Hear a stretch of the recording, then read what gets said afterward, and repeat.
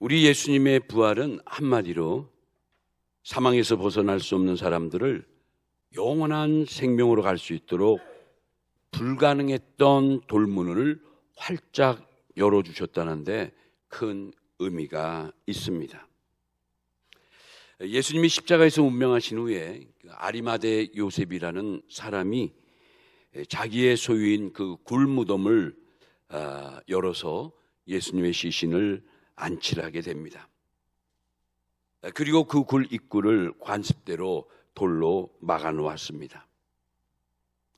그런데 당시의 총독 빌라도가 불안했던지 바로 그곳에 경비병을 보내서 그 돌문을 임봉을 하고 그것도 못 미루어서 그 앞에 보초까지 세우게 됩니다. 이 말씀이 이제 마태복음 27장 66절에 보면 이런 말씀이 있죠. 그들이 경비병과 함께 가서 돌로 임봉하고 무덤을 굳게 지키느니라. 여러분, 이처럼 이미 돌아가셨는데 이미 운명하신 예수님의 시신을 그곳에 모신 것뿐인데 왜 총독이 나서서 이렇게 예수님의 무덤을 철저히 지키고 그리고 그 돌문을 임봉까지 하고 그리고 보초병까지 세우들 이유가 어디 있을까? 바로 그것을 성경은 자세히 설명을 합니다. 마태복음 27장 62절에서 64절에 보면 예수님이 살아계실 때 늘 하시던 말씀 가운데 나는 죽으나 그러나 3일 만에 다시 살아나리라. 예수님의 부활을 여러 번 주님께서 선포하셨어요. 많은 사람들이, 많은 제자들이 이 얘기를 들어서 알게 모르게 이 말씀이 많이 퍼져 있던 거예요. 근데 막상 예수님이 죽고 나니 많은 사람들이 또 불안해하는 거예요. 왜 불안해했습니까? 아니 정말 그 예수가 자기 말대로 살아나면 어떻게 되지? 그들에게는 살아나면 더 큰 문제가 되는 거예요.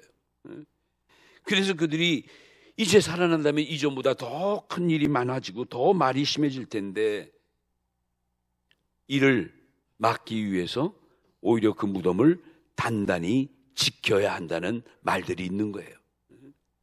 이리하여 총독 빌라도가 불안한 나머지 그 돌문을 임봉까지 합니다. 여러분 임봉이 알죠? 완전히 틈도 없이 그냥 묶어놓은 거예요. 막아놓은 거예요. 그리고 경비병까지 동원시켜서 그걸 지키게 했으니 뭐 거기에 누가 가서 감히 들어가거나 문을 열거나 할 수 있겠습니까?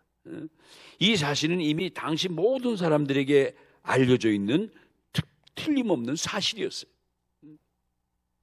그런데 그럼에도 불구하고 예수님의 시신을 만지지도 못하고 볼 수도 없는 상황인 것을 알면서도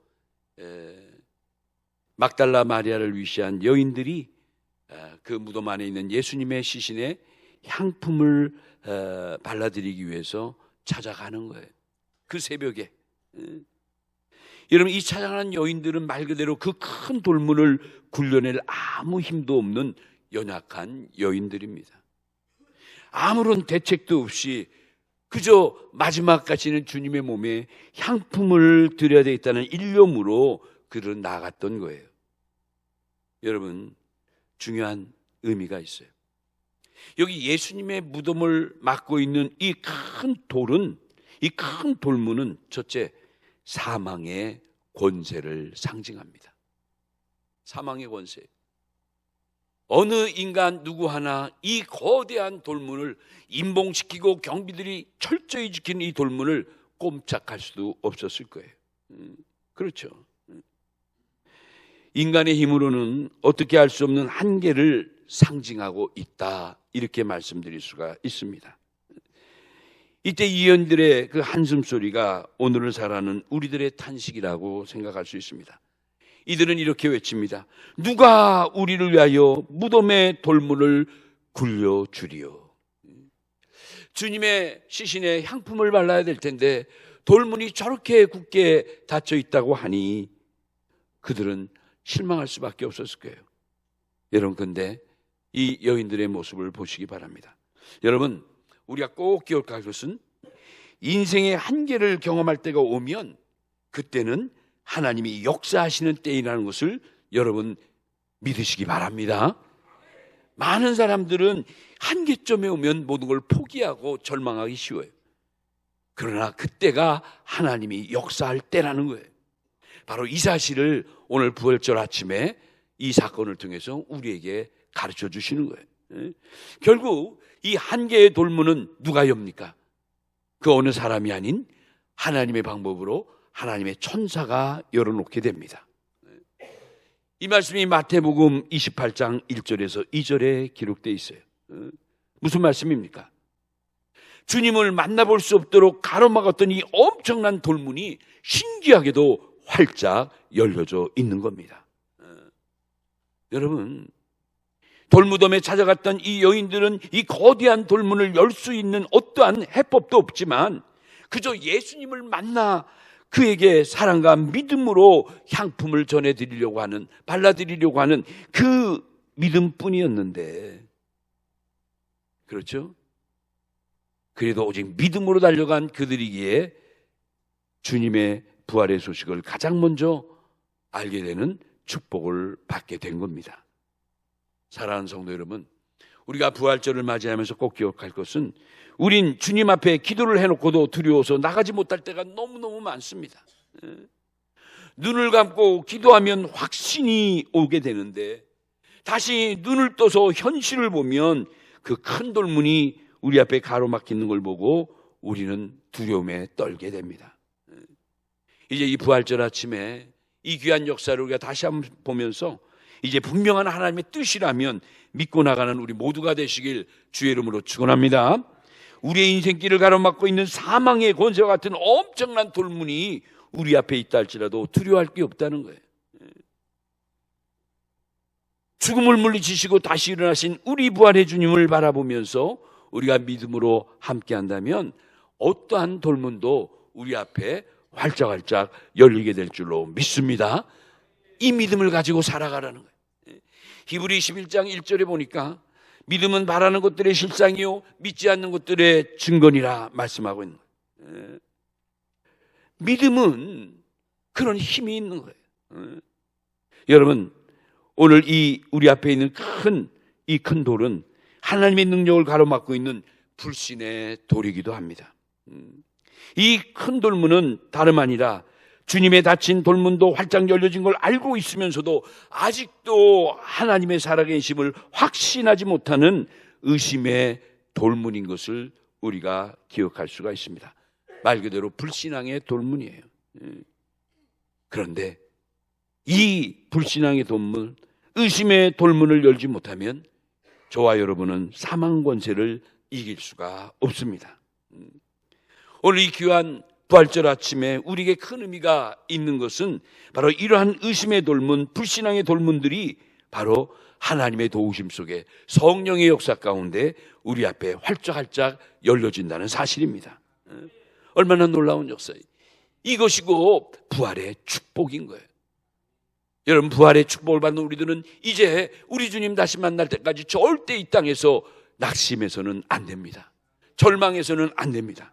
반드시 우리를 다시 일어나게 하실 주님을 바라보면서 승리의 삶을 살아가는 부활의 성도들이 되어야 될 줄로 믿습니다. 사랑하는 성도 여러분, 오늘 우리들이 부활의 신앙을 든든히 가지고 있으면 어떤 풍파와 시련이 온다 할지라도 결코 우리는 흔들리지 않을 줄 믿습니다. 여러분, 누가복음 24장 36절에 39절에 보면 부활하신 예수님이 가장 먼저 찾아오신 게 사랑하는 제자들에게 찾아오셨어요. 두려워 떨며 자기들이 있는 집에 대문을 꽁꽁 묶고 숨어 있는 그들에게 주님 찾아오셔서 하신 첫 일성이 뭡니까? 얘들아, 두려워하지 말라. 너에게 평강이 있을지어다 축복해 주셨어요. 평강의 복을 축복해 주셨어요. 왜 예수님이 부활하시자마자 첫 일성이 제자들에게 오셔서 평강의 복을 허락하신 이유가 뭘까? 여러분, 그 이유는 꼭 우리가 기억해야 돼요.